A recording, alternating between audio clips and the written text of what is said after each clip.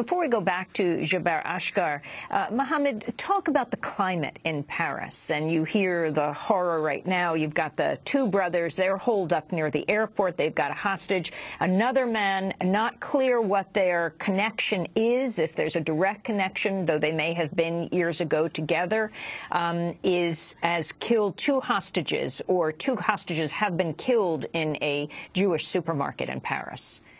Yeah, I mean, this is a political nightmare for the entire French society, but particularly for the French Muslims, because those who killed those individuals really create a space, create a great opportunity for the most destructive Islamophobic, racist forces in France, which are already using this tragedy, this catastrophe, to justify more repression against the Muslims. So it's a political suicide that they basically did in the name of Islam, and again the condemnation has been really clear. This go against the really foundation of Islam, and but I think we have also to be clear on this. We should not always expect Muslims to condemn as Muslims. I think they should condemn as French citizens or as human beings. When, as Gilbert Ashkar mentioned, this Norwegian individual, Breivik, killed those 77 individuals in Norway. He was not portrayed as a Christian, white Christian individual. He was not even portrayed as a terrorist. So it seems like when a Muslim commits a terrorist act, he is referred as a terrorist. But when a non-Muslim does the same, there is a double standard. And it reminded me that I was watching NBC, and there was a former CIA official who was on the show, and he said that this terrorist attack was the most serious one in France since in Europe, since the killing of this Norwegian individual by Breivik. But he forgot that actually it's not the case, because he didn't include the killing of these Norwegian people as if this individual was not a terrorist. So there is a kind of identity politics here which is a bit disturbing for me.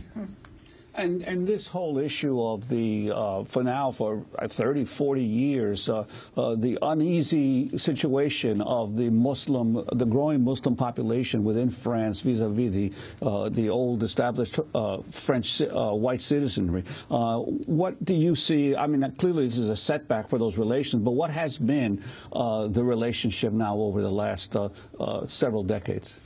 Well, as you may know, France has the largest Muslim population in Western Europe, and the history of the Muslim presence in France is deeply connected with the history of French colonialism. Most of the Muslims come from the countries which have been colonized by France, namely North African and West African countries. Where is your family originally from? From Morocco and Algeria.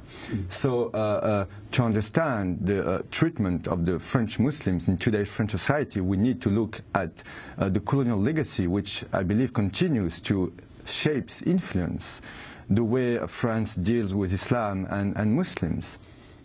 Jaber Ashkar, can you comment on what Mohammed is saying?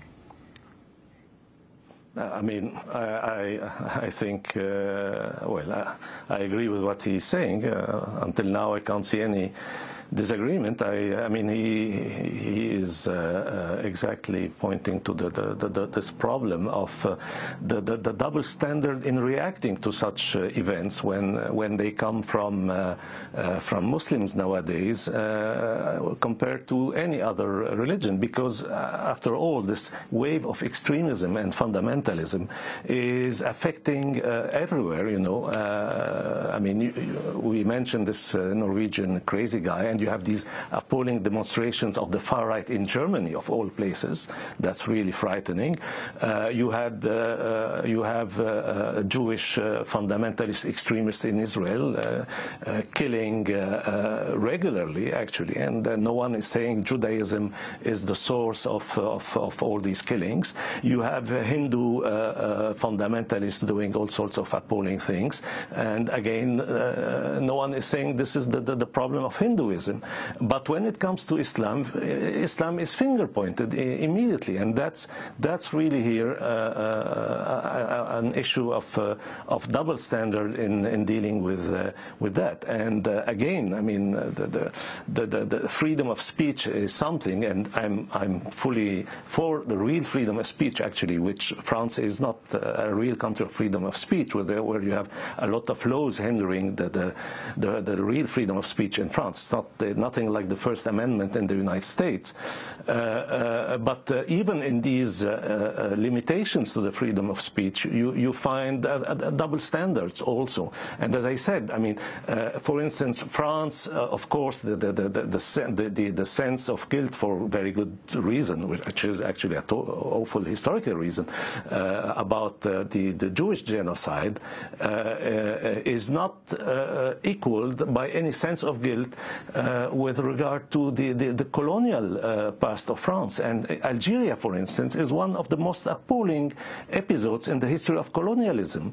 You know, I mean, there are few worse cases like the Congo, with the Belgian in the Congo and such. But the history of French presence in Algeria, which lasted until 1962, that's not that long ago, you know, is just appalling, and there is no real, I mean, at the level of the whole French society and the French media, this is not really integrated, and you have this kind of secularist arrogance and towards Islam, which is a continuation of the kind of arrogance and colonial spirit that existed at the time of direct colonialism.